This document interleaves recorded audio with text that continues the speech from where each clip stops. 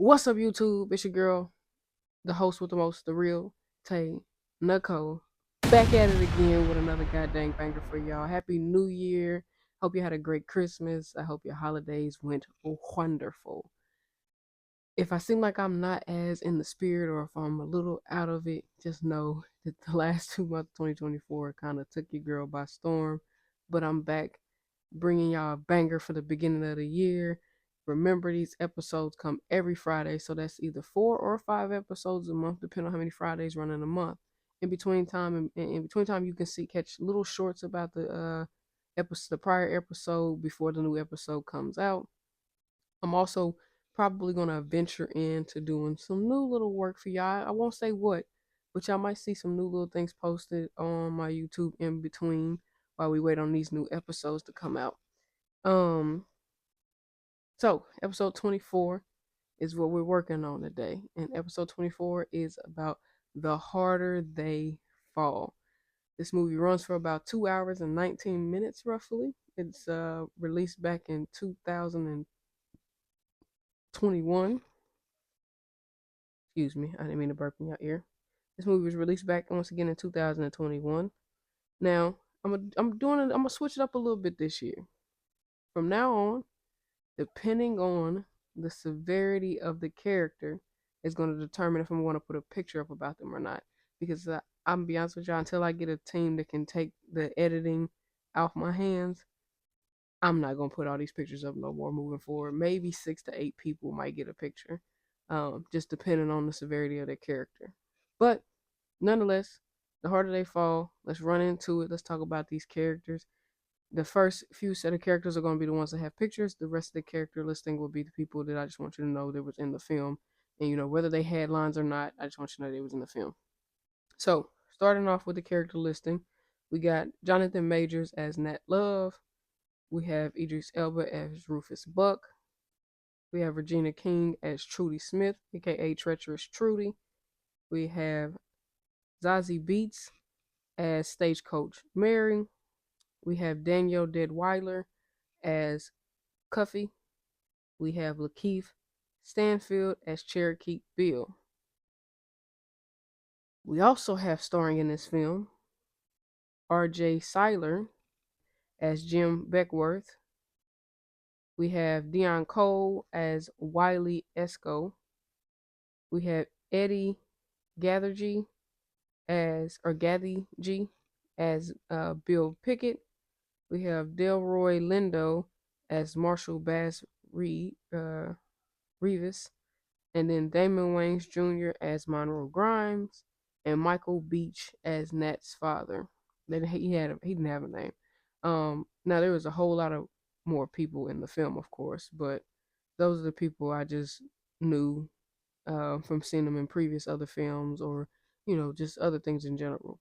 Now, of course, y'all know I like to recap the movie and kind of basically tell y'all what happened in the film. If you don't want to see this part and you want to see where I just kind of discuss my feelings about it, you might want to skip about 25 minutes up because it's probably going to take me about 20 to 25 minutes to recap this movie.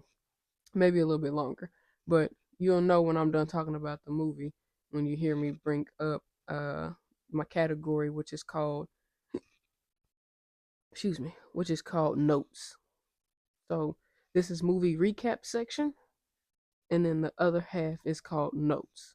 So that's when I'm talking about what I felt, what I noticed, or whatever the case may be. So let's get right into it. Let's do a quick little recap, if we will. So the movie opens up with younger Rufus Buck coming to, in which we don't see Rufus Buck's face, and we don't see the other gentleman that came with him. We don't get to see their faces. But it opens up with Rufus showing up to the home of Nat Love, where Nat is roughly like 9 or 10 years old. So he's at home with his father and his mother, which Rufus comes in, and Nat's father, played by Michael Beach, is kind of talking back and talking to him. Rufus ain't said one word, but Michael's like, you know, he knows why he's there.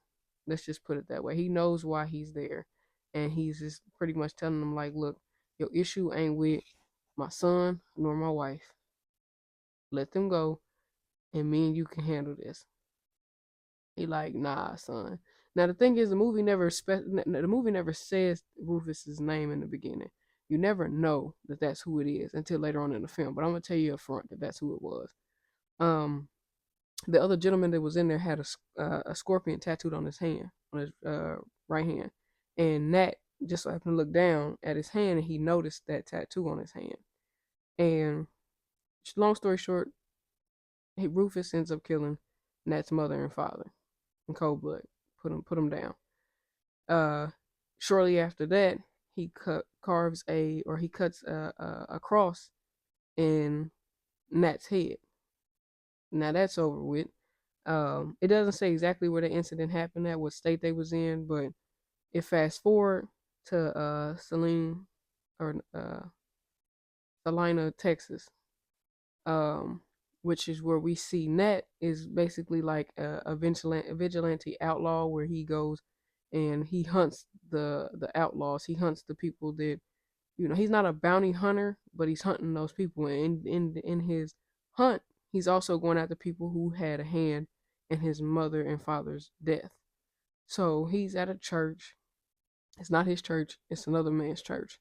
And the guy with the scorpion on his hand walks in to collect his money from the preacher man. But he's met by Nat Love. At the time, he don't know that that's who he running into. But they have their moment where they're talking back and forth, and eventually Nat takes his hat off his head, and the gentleman's name in the movie was Cortez. Cortez eventually he sees the scar, and he instantly knows who that is, and basically he know either it's kill or be killed, but Cortez ain't fast enough, and he put him down quick, fast, and a hurry. And y'all might be seeing the clip. He put that man down quick, fast, and a hurry. Cut him down real quick. Well, after that, it fast forwards to Jim and Pickett rolling up on some of the Crimson gang members, Crimson Hood gang members. They had just robbed a bank in Kansas City, so they had some money on them that they were supposed to be taking back to Redwood. Well, Pickett and Jim stick them up, kill most of them besides one person, which was Monroe, and they basically end up tying Monroe up and taking him with them. But while that's going on, uh, Nat heads to Stagecoach Mary's saloon, where he ends up meeting Cuffy, and Cuffy makes him check his gun in before he can go in. All that. During this is where we see Cuffy tough. She ain't soft, because two other dudes come in after him, and they basically don't want to check their weapons in. They trying to be tough. They tell Cuffy like, we ain't checking our shit in. You done lost, like, girl, bye. Call a little tomboy, I think is what they called her. And she two piece in a combo, these fools. But why they so busy thinking they tough, she done put brass knuckles on her hands smooth, and she ended up beating them the hell up. And she like send them to the doctor, because they out of there. Well, he comes in. Stagecoach Mary puts on this little performance or what have you. After her little performance, they go upstairs in the little room or whatever, and they have a little rekindling moment, if you will. While they in there rekindling, Pickett come in and he like, Nat, sorry to interrupt y'all. Well, he said y'all was trying to make the sex, is what he said. But he like, sorry to interrupt that rendezvous, but I got something for you. Pickett, like I said, Pickett and Jim had kidnapped Monroe. Well, Monroe ends up telling Nat that Rufus Buck is about to get out, and uh he also is informed them that the money they stole was Rufus Buck's money. But Nat already knew that. He wasn't stupid. He knew that that's who money he took. He just didn't care. But now the ball game has changed. That you hear the man who killed your mother and father is getting out of jail. So he finds that out. Now he on a manhunt. But now he about to go on this little manhunt if you will. Well, they end up going back into the saloon. While they go back in there, um, this is where we get to see uh Trudy and Cherokee Bill. Because they rolling with their posse to the train that's transporting Rufus Buck. They stop the train because Trudy has her horse on the track, and the train stops just before it hits Trudy, basically. But she wasn't scared because she knew the train wasn't gonna hit her. They get on the train. They walk through all the way to the back where they got Rufus at. They get back there. Trudy basically tells them that Buck has been pardoned, and basically, you know, to let him be. Well, or to not let him be, but to let him, go. However, the man in charge, he basically was like, I ain't hearing nothing you got to say. Even after they showed the proof, and she's like, oh no, you gonna let him go. You know what I'm saying? So he eventually stopped running his mouth and ends up letting uh uh Rufus out. When Rufus get out, he put two in General Abbott. He pow pow instantly. And he asks who can drive a train. The only one who can drive the train is General Abbott's son. So he like, well, kill the rest of them and leave him alive. They kill everybody else. Little youngin, he get to stay alive because he knew how to drive a train. But ironically, they didn't take the train. They got on their horses and went back to Redwood. But they let him take the train with all the passengers because it was passengers still on that train. On the other carts, there was passengers. Rufus Buck was just being transported in the back, but there was other passengers on there. Anyway, like I said, they killed everyone but the son. They sitting there on their horses watching them go by, whatever.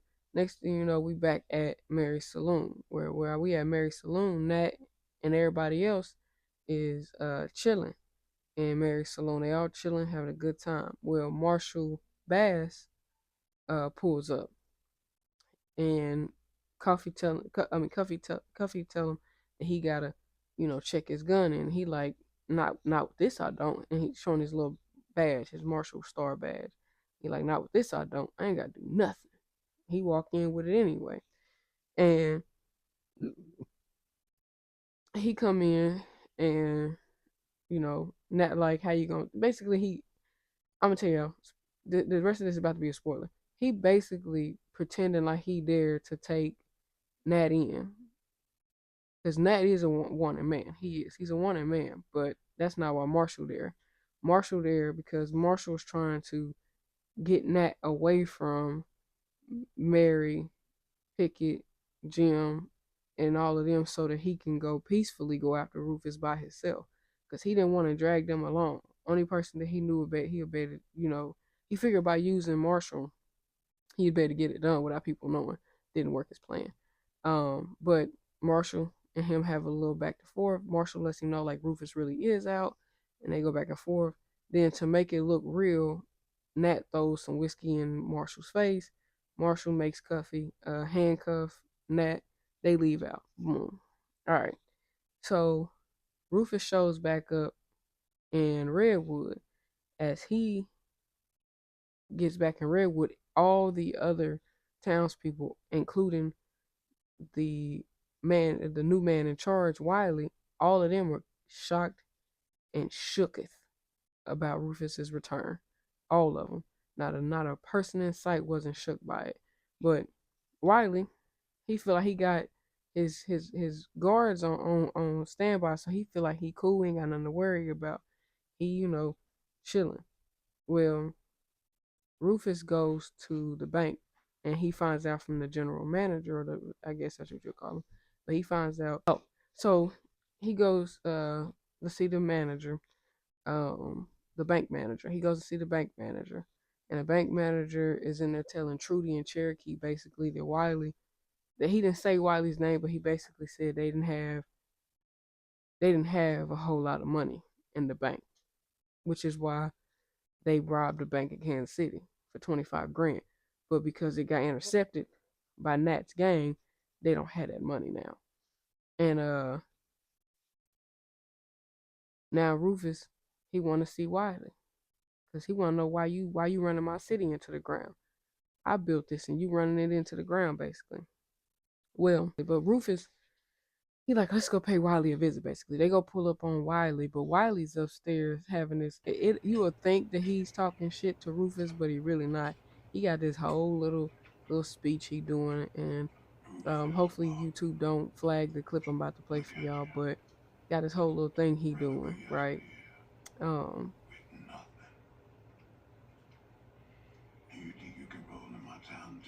but hopefully they didn't do nothing with that clip. But basically, that's what he doing. He up there talking tough, but ain't nobody up there but him. Well, his guards that was at the door came upstairs to get him, told him to come downstairs. He finds out they actually not for him, they against him. So he gotta go downstairs. He goes downstairs. Him and Rufus, they exchange words here and there. Rufus ends up pistol whipping him and knocking some of his golds out of his mouth.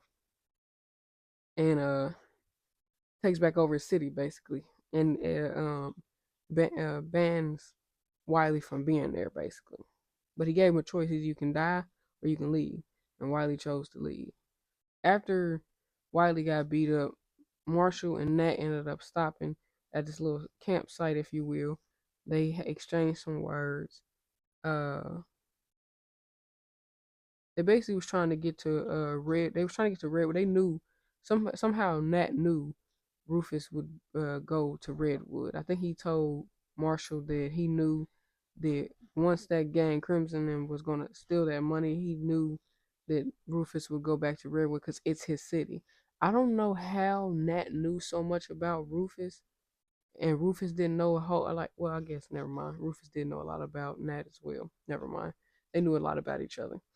Um, but while they were exchanging words, here comes Mary, Pickett, Jim, and Cuffy.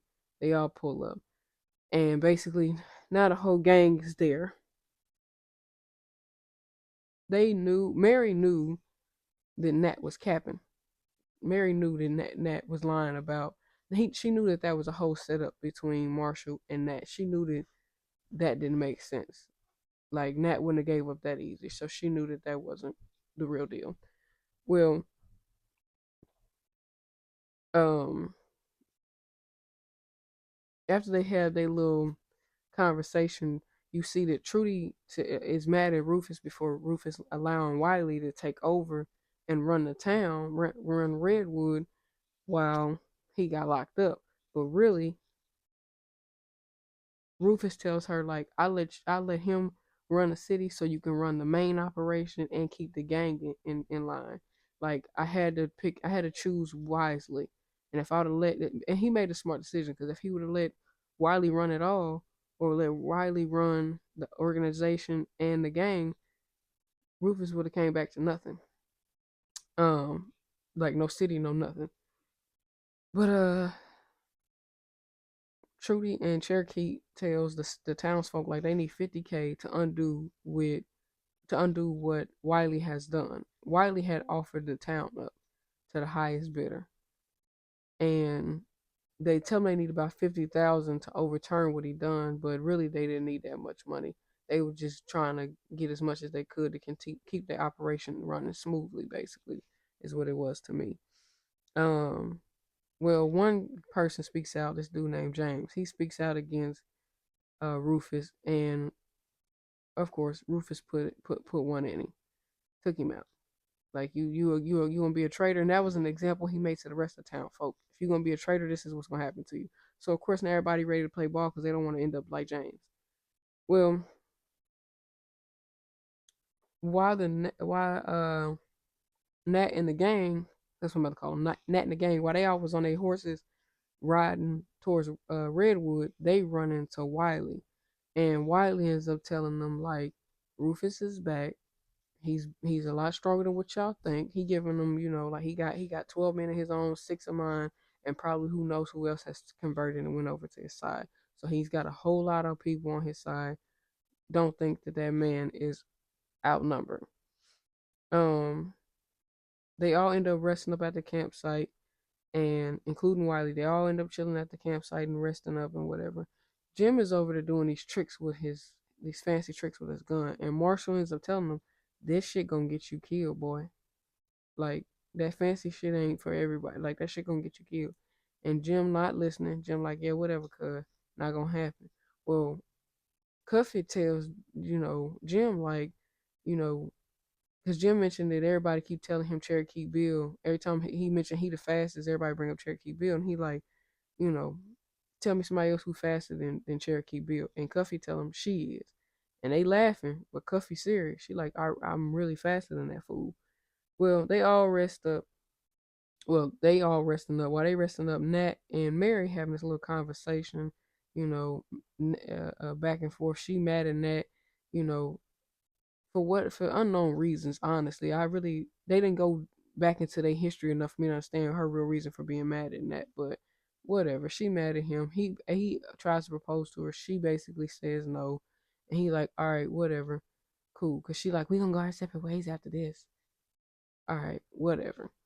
Um, but she wants to go in to go talk to Rufus and offer him a deal on Redwood because she feel like she's got other saloons and stuff, other places that they won't think nothing of it if she go in and try to offer him some money for Redwood. Only thing is she didn't have a solid plan to go in there to even make it look remotely believable. But you know, Nat didn't want to agree to it, but he really didn't have a choice because she was gonna do it anyway.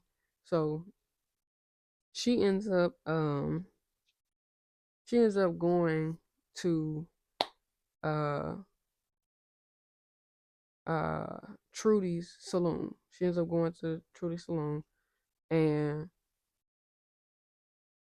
what she ended up going to Redwood, should I say. She ended up going to the city of Redwood, and she runs into Trudy. Her and Trudy having a little conversation, and Mary gonna disrespect Trudy and basically call Trudy to help. She called Trudy to help. She told Trudy she ain't gonna talk to her. She don't talk to the help. She wanna talk to the big man on campus. So Trudy like, all right, little bitch, I got your help. But she take her in to talk to Rufus. She offers Rufus a deal he can't refuse for Redwood. But her mistake was that she opened up her mouth and gonna say, basically trying to say, well, I keep my ears to the ground, so I heard about you losing that 25,000 from Crimson. That was her mistake. I wouldn't even have brought up the money that he lost from Crimson, but she brought that up, and instantly his ears turned. Like, so if you know about that, that means you know who took my money, because not too many people know about my money coming up missing and whose money it was for. Because how do you know I run the Crimson game? I've been in jail. So he like, girl, I ain't stupid. Mary, bop, bop, knock her out. At this point, now Nat and them know something wrong because she ain't came back. It's the next morning, she ain't came back. So they ride into the city, and short or not, they had Mary uh, uh, hemmed up. Nat is aware of that. They end up taking, basically, they was gonna take Mary for ransom, but instead Nat showed up faster than they needed to. So Nat shows up. They take him and tie him up next. I'm not gonna talk about that whole little scene between them and Nat, like, but before they took Nat in, Nat had also pulled a slick one on Mary on Trudy, talking about some go get your boss, and Trudy like, my boss. Like, they were Mary and Nat just disrespectful. They both calling her the help. So disrespectful. But anyway, Trudy had, uh oh, I skipped something, y'all. Hold on. I did. I skipped something. Hold on. I skipped something. Before Nat and them showed up, Trudy and Mary was sitting in there. Mary was tied up, and Trudy was telling Mary the story about her sister, who was bullied. Trudy got a sister named Mary as well, and she was telling her the story how her sister Mary was bullied and picked on by this big heavy set bully named Hope, and how Hope had made her sister break her ankle, and all this other stuff because she hit her in the head with an apple and made her lose her balance and fall over. Her sister had polio, and this, that, and the third. And she was telling her the story, and then she told her basically, because Mary had told Trudy that Trudy don't know nothing about love, basically, is what Mary had told Trudy. So Trudy was telling her the story to let her know that she do know about love and loyalty, and this is how I'm gonna show you that I know about it.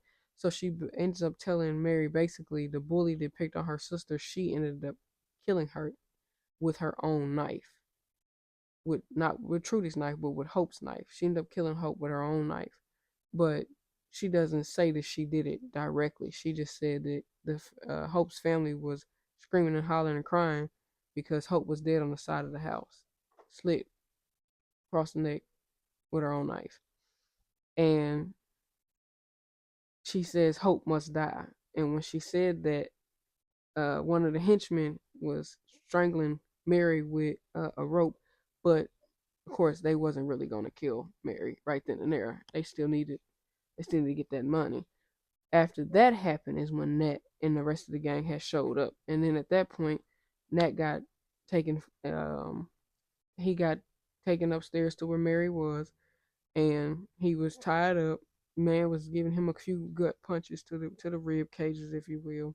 After they beat him up good enough, Rufus shows up, and Rufus, tells them to cut him down, and Rufus is talking to him. And while they're talking, Rufus asking, "Do you know why I gave you that scar?" And that, like, yeah. Uh, what did he tell him? He said, "Yeah." I forget exactly what Nat told him, but he told him, yeah, that he knew. But the reason he told him that he knew was not the real reason, because I can't remember exactly what he said at this moment. My mind is drawing a blank. But Rufus tells him that he put that in his head so he can remember exactly what who Nat was when he walked up on him, because he knew Nat was coming for him. He knew Nat was eventually gonna come for him, so he wanted to make sure that he knew exactly who he was when he approached him. So that's why he put that scar in his head, so he can know. Well, he basically tells Nat that you gonna return back the money that y'all stole from my people, and on top of that, you gonna go get me another $10,000. You gonna go rob a bank and go get me the other 10. Give me the other interest that you owe me, another 10 grand. And before he lets him go, he throws him the pocket knife, or not the pocket knife, but the blade, the switchblade, or whatever you want to call it. He throws it to him in a little wooden case. He throws it down to him, and when he opens the wooden case up, he sees it's the same knife that he used to cut that cross in his head.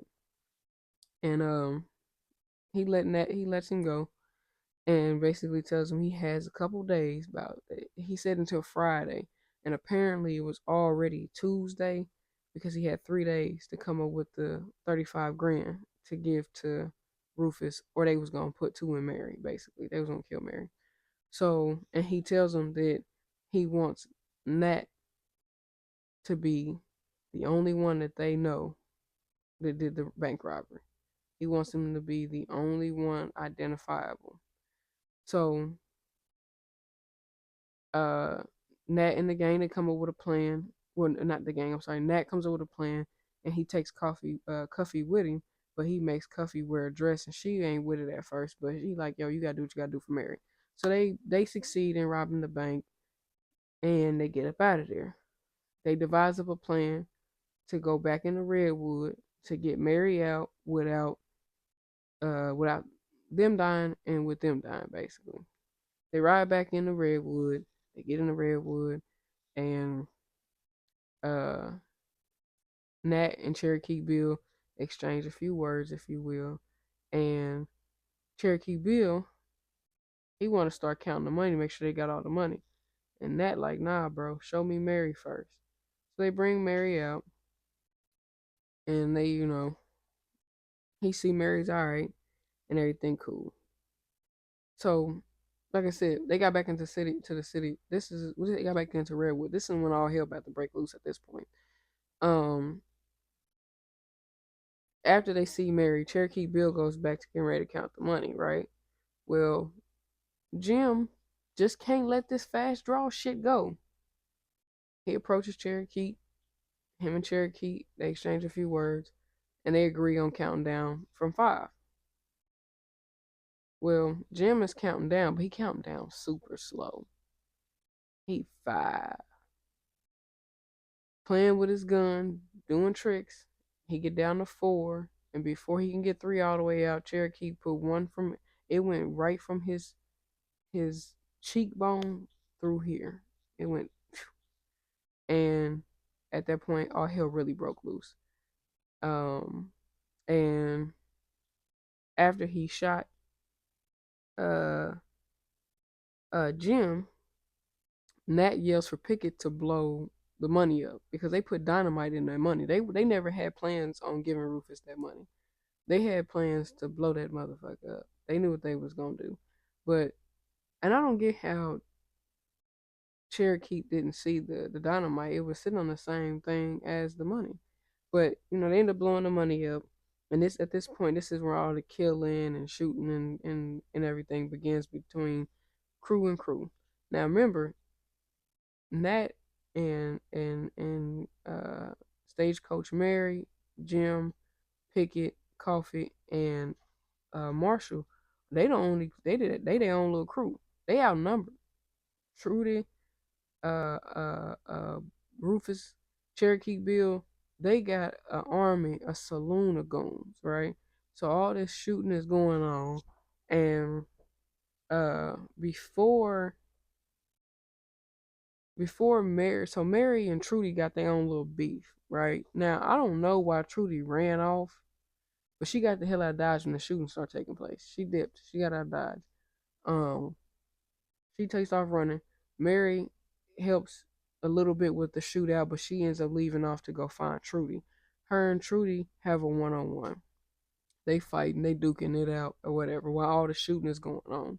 Cherokee Bill, he's shooting people here and there, but he ends up getting grazed. Not really necessarily shot, but he ends up getting grazed and he backs off and he takes off running.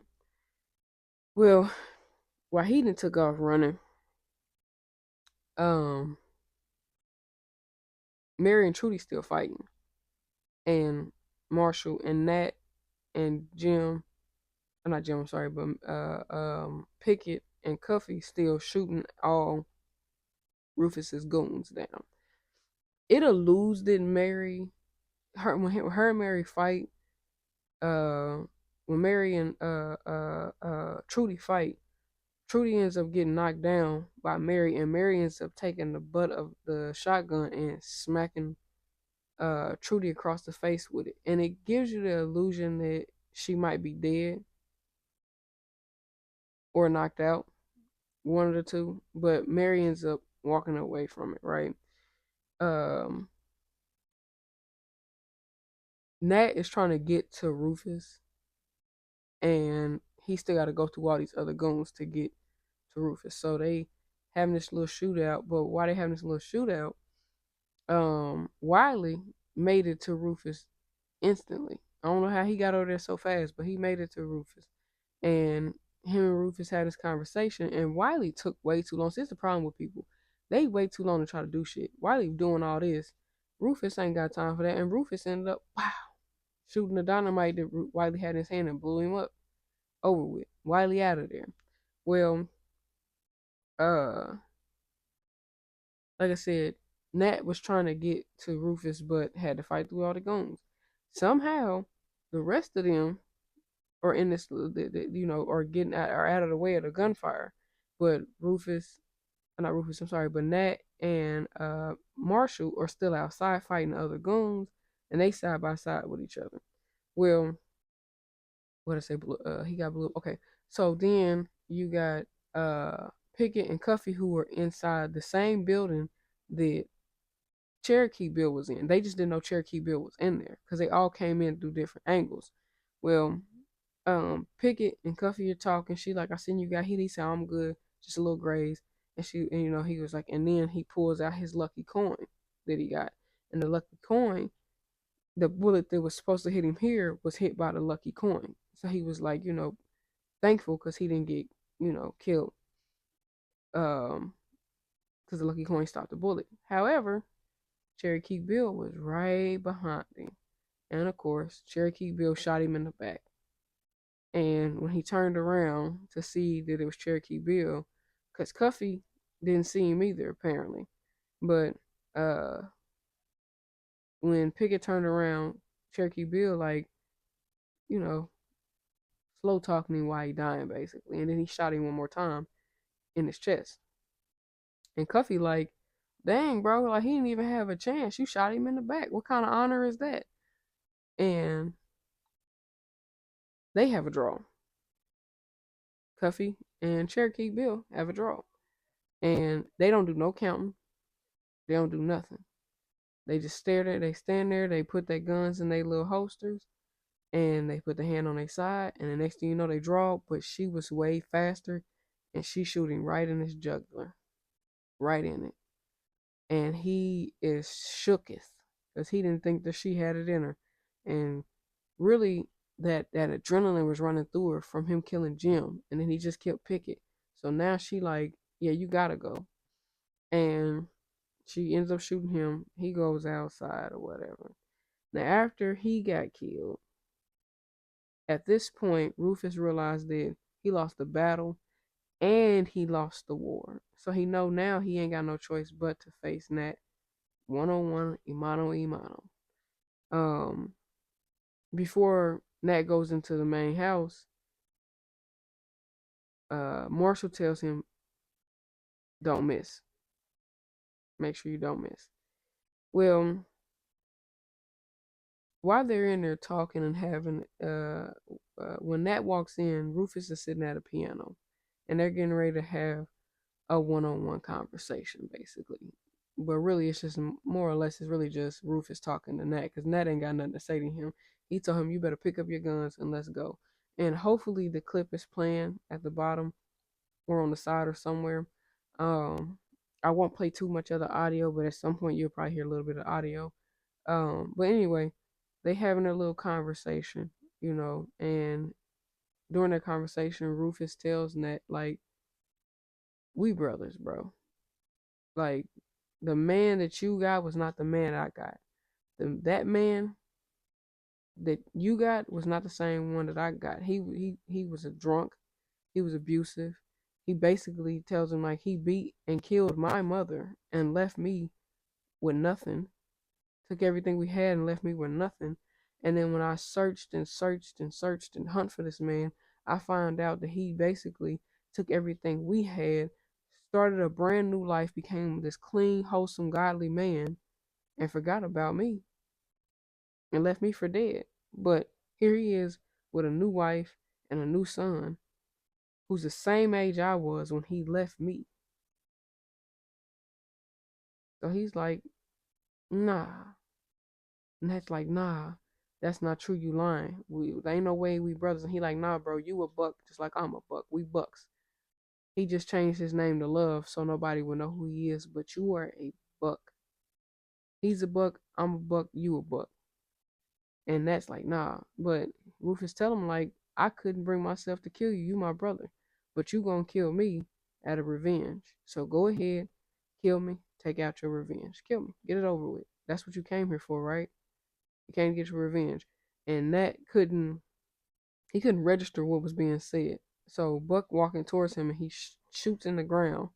And he tells him, take your revenge, kill me. That's what you came here for. Just get it over with, kill me.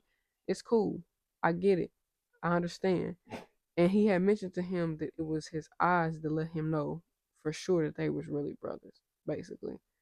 And Nat like, bro, you lying to me. We not brothers. But after hearing the speech and understanding it, after a while, it seemed like Nat believed him and was like, we must be brothers. But he didn't care because he killed him anyway. Nat ended up killing Rufus anyway. He put two in. Well, he put a whole 6-shooter in him, basically. I think he put like 6 bullets in him. But reason why I say he believed that they was brothers because he fixed his suit. He did go in the pocket and take his mother's ring out because Nat was carrying around his mother's wedding ring. which is the same ring he used to propose to Mary with, but Mary wasn't didn't want the ring because she didn't want to marry him. Is what she said. But when they had Nat tied up like that and they cut him down, the ring fell out of his pocket, and Rufus took the ring. So Nat, when he killed Rufus, he took the ring back. And like I said, he fixed Rufus's little vest jacket, and he closed Rufus's eyes, and that was pretty much the end of Rufus and Buck, right? I mean Rufus Buck. I'm sorry, Rufus Buck.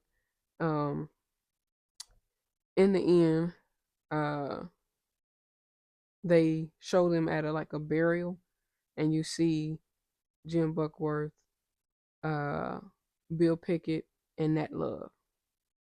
Those are the names you see. However, Nat's not dead. Nat's alive. Clearly, he's alive. And Mary's like, "Do you believe they really? Do you think they really gonna believe that Nat's really dead?" And Marshall's like, "Yeah, if I say he dead, he dead. Ain't nobody gonna question me.